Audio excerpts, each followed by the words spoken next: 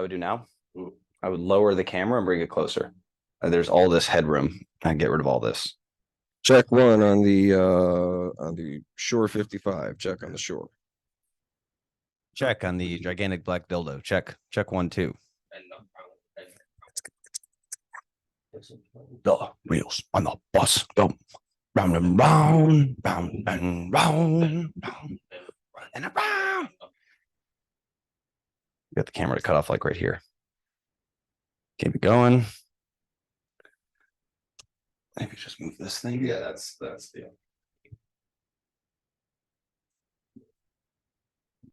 Yeah, it's recording. I just wanted to do a quick level check. I'll check. Do it as we count in with a 3, 2. 3, 2, 1. What's going on, Secondhand Talent family? It's your boy Steiner here, as always, with my co-host Ducky. No, wait a minute. More like Bucky. We got Ben from Muzzle Tough Takes in the house / Boon and Kiel / formerly Steiner stuff / a whole bunch of other stuff. That's right. Benjamin / Ben / Ben Boon. Welcome to the show. Glad to be here. It has filled my heart with joy, splendor, and most importantly, curiosity. Well, Splenda and curiosity are really what make coffee good. They're both sugar. Yes. And, speaking of sugar, we do start our show with a typical question. Typical for our show anyway. Had you never heard the term before? And you guys will see why this is an interesting person to pose this question to in just a little bit. Had you never heard the term before? Secondhand talent. Never, not once. What does that mean to you? It's like, let's say you're not good at reading analog clocks. Like the hour hand and the minute hand are tough, but the second hand, got that down. Now, real quick, explain to our audience what an analog clock is. Analog clock is like a digital clock, but harder to read. The more you know. Interesting answer. Interesting take. Can I ask what prompted that answer? Well, I heard second hand. Okay. And that was pretty much all. So you just went full pun. Yeah, 100% on that. So you tried to make a pun in a polite conversation. Yeah. We ain't clocking around out here. There was a certain period in history where you would get shunned for that. No, you still getting shunned. You still get shunned for making puns. Absolutely. I live in the mountains, dude.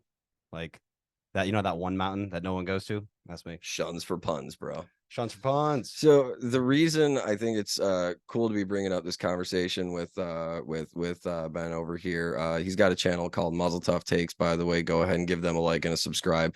While you're here, give us a like and a subscribe as well, just if you feel like it. What's interesting for me about asking this question to Ben over here is that he is my brother. How about that? Like, genuinely. Like by blood. Like, shout out genetics.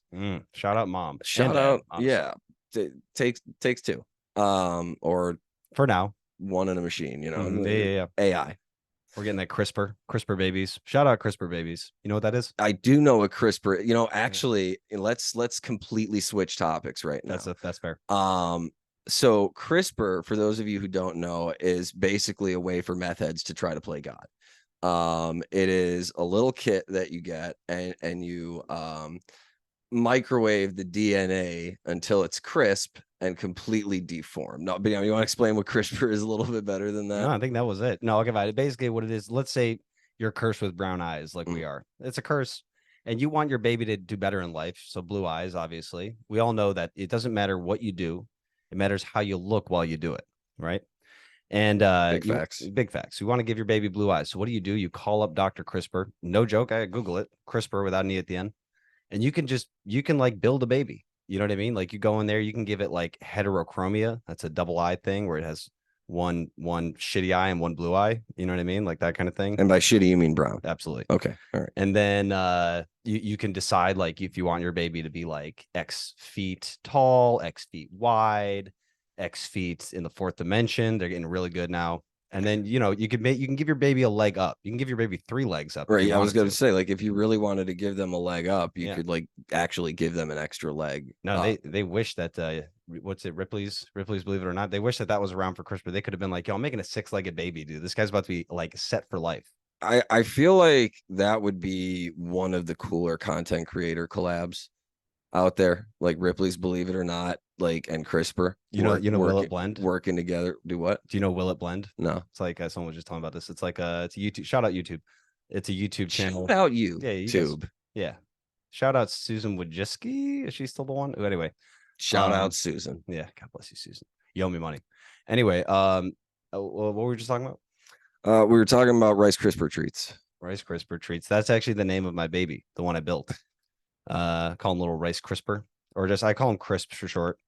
It's only got one leg and one eye. I kind of fucked up when I ordered the CRISPR thing. I totally messed up. Yeah. He's a one-legged cyclops. Call it Kai for short. Yeah, but he got 140 IQ, so he gets to be in like immense pain the whole time mentally while he's hopping around. He's in immense pain while he's in Mensa. We're Mm. rocking on so many intellectual levels here. Bringing it back to Secondhand Talent, though. Bring it back. One thing that you and I have in common, for those of you who don't know, by the way, this is the reason I became a comedian, is because the man can play any instrument and I cannot. And my dexterity was choked out of me in Lerner Park one time by this man right here. And legitimately though, the reason I became a comedian is because I was always so impressed with your musical ability.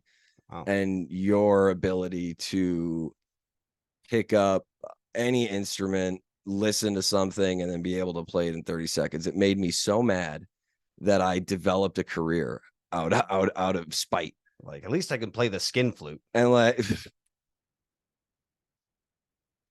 that got me in. That was actually what started my comedy career. Was it always starts with the skin flute, dude.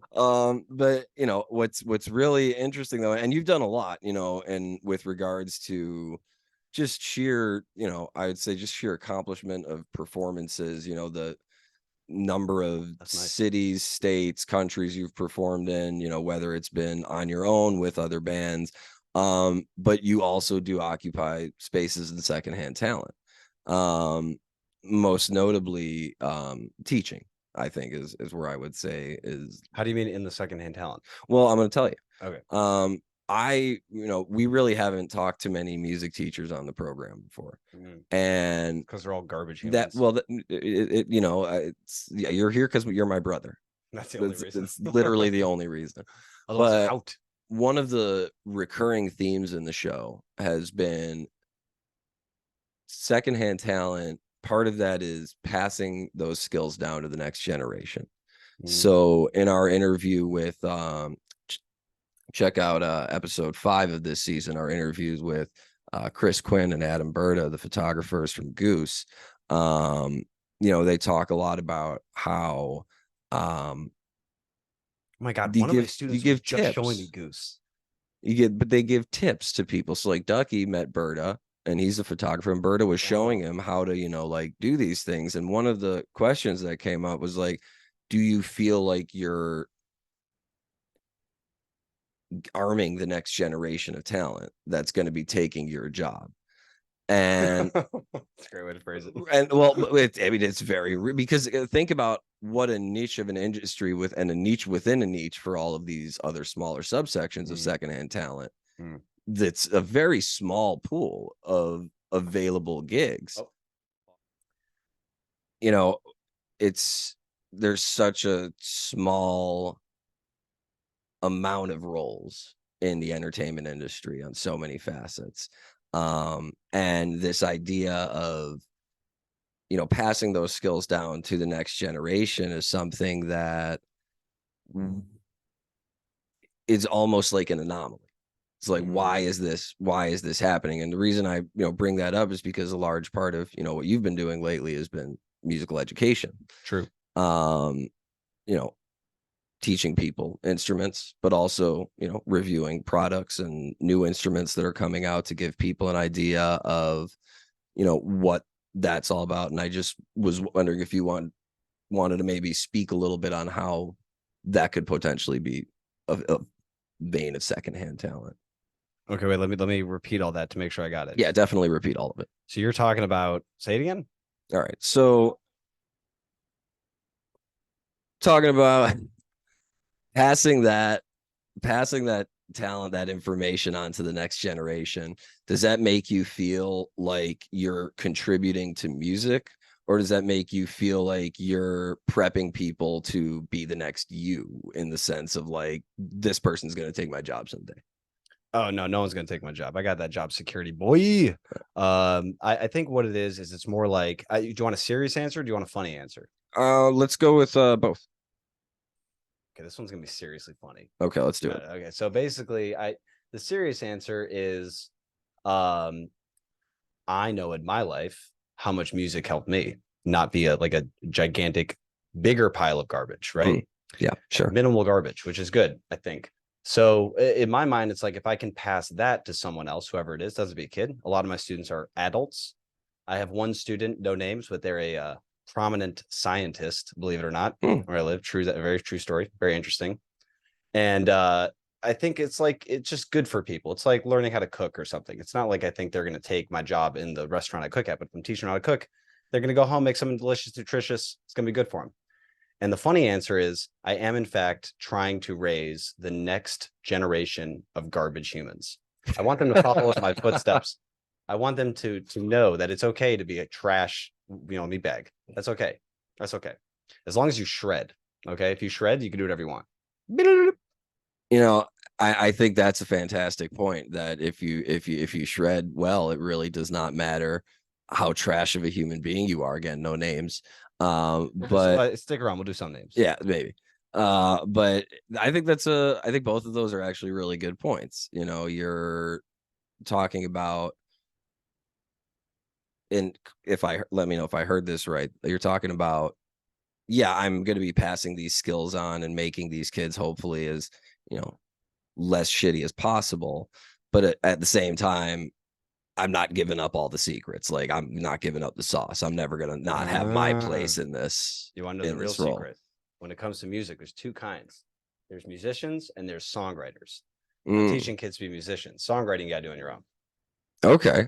I mean, I think that's actually a really valid, both of us having grown up in a household with Zappa, I mean, we're talking about someone who defined themselves as a composer, right, not a musician, right?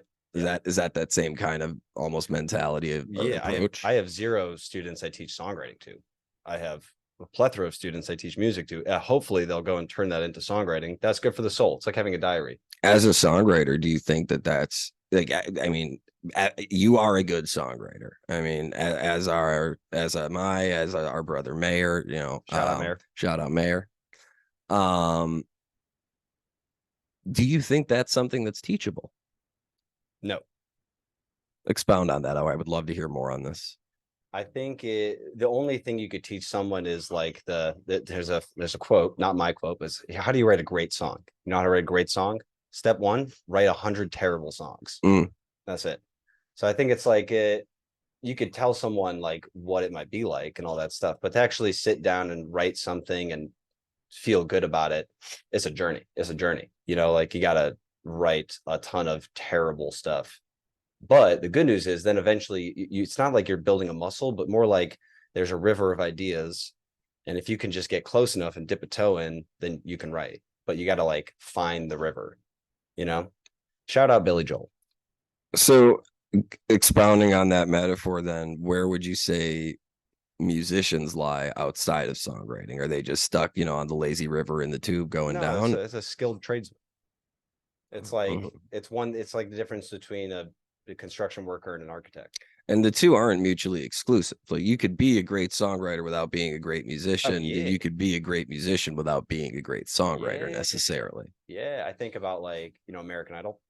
Sure. Like if you were to take the greatest musicians in the world, put them on American Idol, they would fail. Like step 1, they would fall out. Right, but if I were to take like a Leonard Cohen or even like a Kurt Cobain or something and put them on that show, they wouldn't pass. You know what I mean? Or maybe they would pass a round or two, but there's like your run of the mill general, like, oh, this is good music. And then there's like creative, breaking boundaries, all that. That's a personal endeavor. Who would you say right now who would you put in the category of breaking boundaries in music right now? Who would you say is out there, either with instruments that are invented that you've had takes on, or just musicians in general. I know you've got a few that you're particular fan of. Everyone look up Teezo Touchdown. All right. Teezo Touchdown. Teezo Touchdown. Look up Teezo Touchdown. Watch a bunch of videos. Really get to know it. This guy's the future. I'm calling it right now. Shout out Teezo Touchdown. Actual shout out Teezo Touchdown. If you ever want to collab or anything, dude, I'll dress up like you. And when you see what he looks like, it's a commitment. It's great. Dude, this guy, he's honestly a genius. That, and also another musician who I think is not necessarily breaking boundaries, but just a great musician, BLP Kosher. BLP, shout out BLP Kosher, Jew on a Canoe. That this man is changing the game. I stand by that a lot. And again, shout out Mayor for putting me on to BLP Kosher, right. Jew on a Canoe. He's got a line. He's got a line in one song where he says, "And she likes sucking toes, especially if they've been out here stepping, but I ain't really into all that shit." Great fucking line. Amazing. It's like it's like that. Like, I'm not gonna repeat that bar, but it's a great bar. That is another one he has is "Cutting It Up, No Emo." Oh, how does he do it? It's by growing up the way we did. It's something in that water, dude. I'll tell you what. Yeah. Water. My favorite products. Yeah, that you've reviewed products. Oh, well, we don't do that anymore. Now what we do, that was Muzzle Tough Explores. Now it's Muzzle Tough Takes. So I want your take on podcasts. My take on podcasts? Yeah. Okay. I think all right. 3, 2. So your channel, Muzzle Tough Takes, is taking the muzzle off and giving some tough takes. I'm genuinely curious, as someone who prior to starting Secondhand Talent had never watched a podcast or listened to one in his life. What is your take on podcasts? In general, like, what do you enjoy them? Not, talking about subject specific, but just the concept of podcasting. Yeah, podcasting. Yeah. I will tell you the honest opinion is, I think, like they say with restaurants, like 90% of them close in like the first 3 years, that kind of thing. But if you can make a restaurant that is bomb, like you're good to go. You could chain that thing. It's all that, right? I think that 90% of podcasts are probably hot garbage, but like if you can hone it, shape it, and get to the point where you can like make it something, then you're good to go. So what would that element be? Is it the personality behind the podcast? Is it the subject matter? Or does it have to be a combination by default of all the different aspects of it? It's a combination. I mean, I look at what's the biggest one. Joe Rogan's the biggest podcast. Up there. I would say that definitely up there. I mean, he spent like 15 years doing the podcast, and really it wasn't like such a big deal. And then he got this like $100 million deal. It's massive, all that. There's a couple great podcasts. I think the other thing also is that, like you do comedy, right? So like that is a good approach. If you're like a Theo Vaughn or something like that, where you're a comedian who does a podcast. If you're just some schmo giving your opinion, like I feel like it's not worth it for a lot of people to sit and listen. You know what I mean? That's just my honest opinion. Well, I mean, I get like 20 views on my. I will. Well, no, I'll piggyback on that because I've seen a lot of podcasts. When I think of a podcast stereotypically, right? I think of like there's a 2-hour episode. They come out 3 times a week, and there's just this flood of information, and I feel like that's a lot. Like that's really like you're putting yourself into severe overdrive. Nobody enjoys talking to anybody that much. And also, how do you keep up with original material? People have said, about this show, they've been like, well, this doesn't really feel like a podcast. It's more like a TV show. It's like, well, first of all, thank you. That's awesome. Second of all, you could watch the video, you can listen to it, but we try to make it digestible. We, try to do 1 episode a week, less than an hour, because we want people to be able to have an experience that they can immerse themselves in, but not be overwhelmed by. There's one podcast that I think does it better than anyone else, and they're just top of the. Do you know what podcast I'm talking about? I have a feeling I do, but what's one you're thinking of? I'm just curious. There's one comedy. Definitely comedy. Those are the only ones worth listening. Is that Tom and Bert's? No, but you're close. Andrew Schultz. That's also a good one. Flagrant. No, not that one. They're not as good as these guys. Not Two Bears, One Cave. No, also good, but no. Uh, Top podcast. Should I tell you? please. Freaking Boys Cast. Have you listened to Boys Cast? Ryan Long. Holy shit, dude. These guys are good. Shout out Boys Cast. Shout out Voice Cast. We'll be right Best back. I'm one. going to go listen to that. They're like hour and a half episodes. But when I discovered these guys, when I go to the gym, I listen to every single one all the way through. Like, and literally, like for me to listen to something for an hour and a half is a commitment. But these guys, I don't miss an episode. Boys Cast. Shout out Boys Cast, dude. Funniest. Shout out podcast. Boys Cast. I mean, clearly the funniest podcast. I mean, And my opinion is the correct one. We all know this. So like it is it. My God. But you're gonna love it, dude. I'm telling you right now. I mean, it's pretty cool, man. It's pretty cool. Hell yeah. What is your worst take? Like on any topic. Just on any topic. My worst take. Worst take you've ever aired. I don't think this is a bad take, but this probably get a lot of. This is maybe not unpopular, but I think we should shut off the internet. So, of all the takes that you've unmuzzled and been tough about, what is, in your opinion, the most controversial take that you've had? This one hasn't been fully unmuzzled yet. It's been muzzled. My take is that we should get rid of the internet entirely starting today, which means that we would all not have podcasts anymore. But I also think it would be a net positive. Elaborate. What we would do is we would disconnect the internet. Just unplug. Yeah, just unplug it. Okay. All right. Yeah. That's it. I think we should do it by surprise. So like, don't tell anybody. Just like what? You don't think like that would have significant consequences? Oh no, it would. That's why it's probably an unpopular opinion. I think we should go back to like the barter system. I think we need to go back to horse and buggy. I think we need to get rid of phones. I think we should also strictly only be on a keto diet, right? I have a feeling a component of this is also only Android phones. Yeah, we can have Android phones still. Totally. Yeah. No That's totally iPhones fine. though. You can have hotspots, but they won't work because there's no internet. Sprint only. Yeah, you can have a computer, but it's just for viewing purposes, not for using. It's a Chromebook. It's basically a mirror that's bad, right? And then what you could do is you could, I think cooking should still be fine. Cooking is still fine. It's fairly controversial, I would say. A lot of Especially amongst my chef friends. My chef friends do not like that take. Why now, besides for your chef friends, why do you feel like that's controversial to not have any more internet?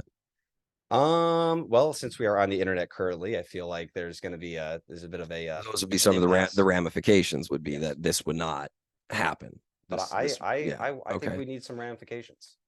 That's what I think what it would be is it would be like an experiment. It'd be like COVID, but you know what I mean? Like when COVID to me was like, oh yeah, my other opinion is COVID is a bunch of baloney. I'm so sorry, guys, but I do believe that. At least it's not spam.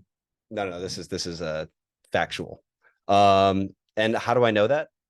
Because I thought it, and that was all I needed. You know what? Once it's thunk, it's a slam dunk. Woo! Been saying that shit my whole life since now.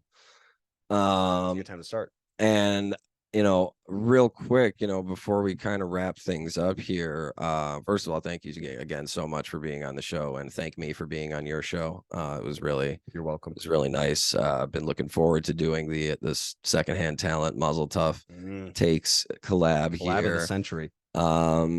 Really, coast to coast doing the most. Don't want to boast. Really, special and fun. And, also it's nice to be able to, do this in person and get this dialogue-y conversational thingy going. And otherwise we'd have to do the Zoom with the angles like this. We do the Zoom and we would all look. Yeah. And, Mayor and Ducky would be there, which it's not gonna make us look any better. Yeah, no, we're really honestly, this is for them. Yeah. Mayor, Ducky, we love you guys. I'm sorry. I meant to love you. What did you just give him the finger? Yeah, I'm sorry. Yeah, well, you know what? That's I love you in some countries. Peace amongst worlds. That's right. For Steiner, this is Secondhand Talent. For Ben, this is Muzzle Tough Takes. See you guys next Wednesday.